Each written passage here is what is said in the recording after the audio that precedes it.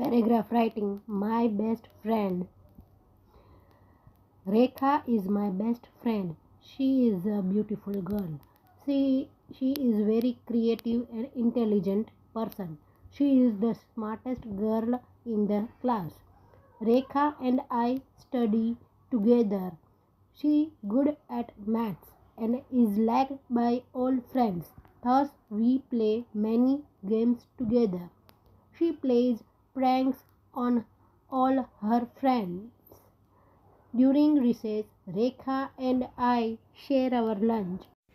She draws and paints very well. She wants to become an artist when she grows up. Rekha also helps me with my homework. We are best friends.